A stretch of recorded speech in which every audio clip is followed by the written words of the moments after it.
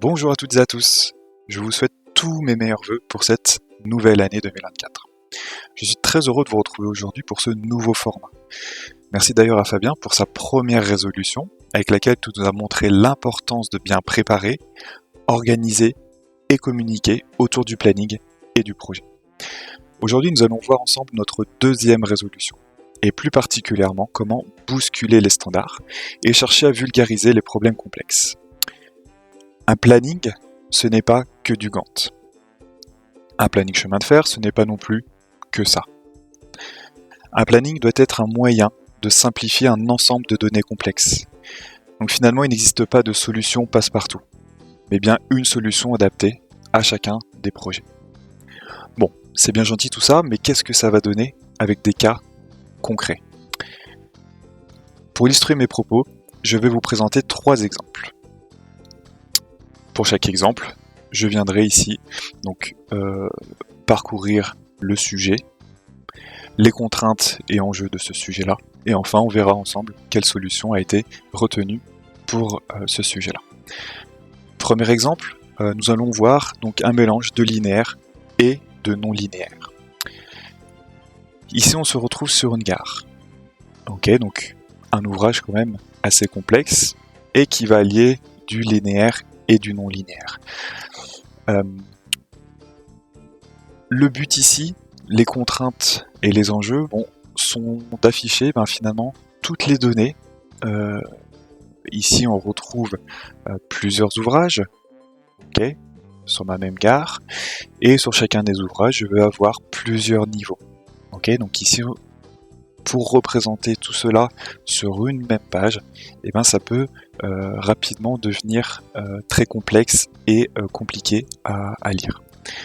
Donc ici la solution qui a été retenue, c'est d'afficher donc tout en haut une vue en plan, juste en dessous d'afficher la vue en coupe, donc ici nous voyons les différents niveaux, et enfin sur la vue espace-temps en dessous, je vais zoomer un petit peu, ici on va retrouver une colonne par niveau. Okay, donc ici sur chacun de mes ouvrages, je vais avoir à chaque fois une colonne par niveau. Ça va me permettre de déceler certaines coactivités. Est-ce que je peux travailler en même temps sur ma dalle de couverture et sur une dalle inférieure? Okay, donc tout ceci va me permettre de mettre en lumière certains points bloquants, certaines coactivités. Okay, et je vais aussi pouvoir directement sur ma vue en coupe ici, vous voyez, notifier les différents flux. Okay, flux de matériel, flux de personnes, okay, directement entre mes différents niveaux. Vous voyez ici sur une et même page, finalement on arrive à retranscrire tous les travaux des différents ouvrages sur différents niveaux.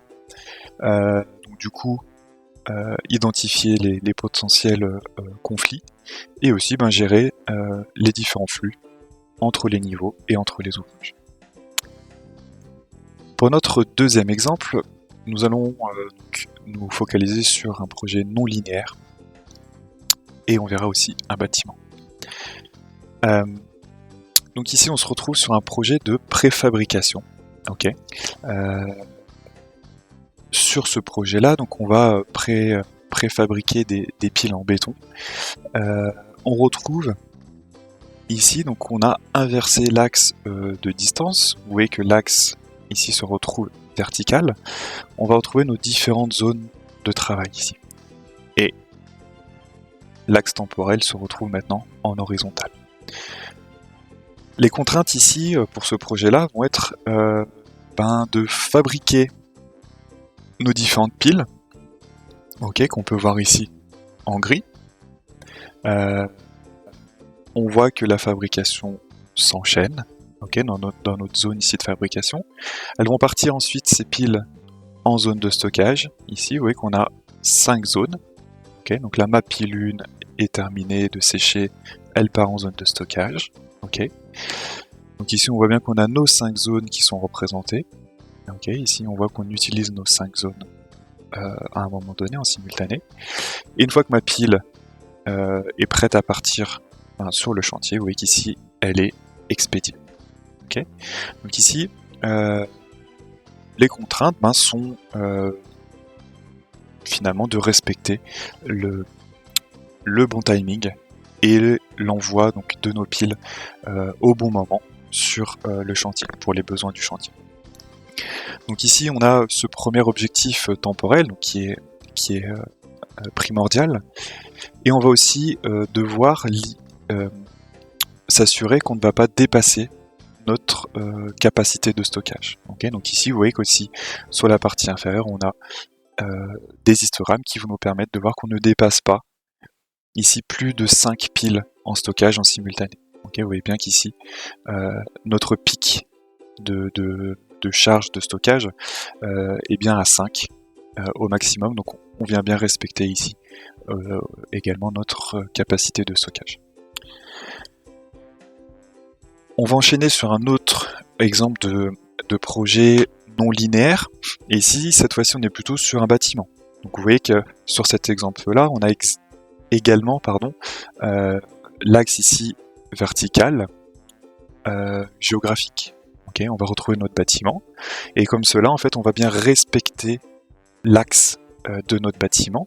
Okay, et finalement on va pouvoir tout de suite voir si on travaille sur le rez-de-chaussée, sur le niveau 1, le niveau 2.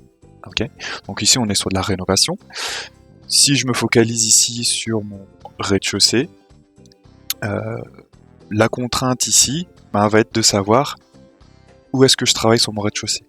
Okay, vous voyez d'ailleurs qu'ici on a un bâtiment A, un bâtiment B, et dans chacun de mes bâtiments je vais avoir plusieurs pièces. Okay, en fait ici les contraintes vont être de savoir où est-ce que je vais travailler. Okay, et est-ce que je vais pas aussi pareil avoir des conflits entre par exemple des travaux sur 2 pièces où je vais pouvoir avoir potentiellement un problème.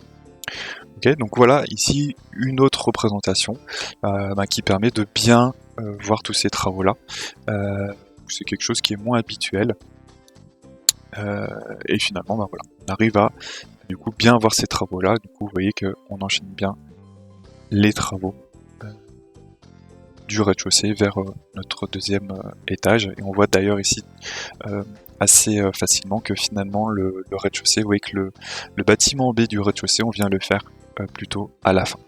Okay, donc voilà, donc ça c'était pour ce projet là de bâtiment et de préfabrication de piles.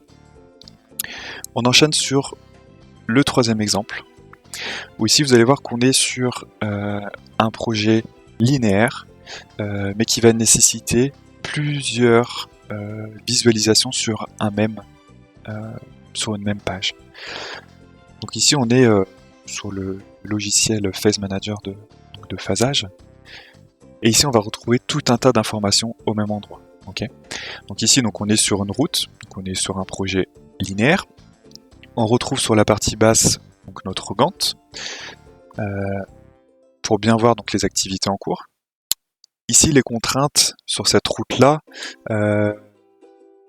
on va être de bien visualiser où sont les travaux, et également on est sur une route ici plutôt de montagne, et mieux se rendre compte des quantités, des activités, des tailles, également de l'élévation.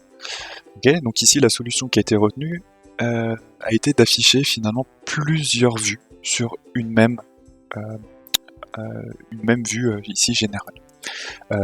Donc ici on retrouve tout en bas la vue en plan. Okay. Juste au-dessus on va retrouver un profil en long.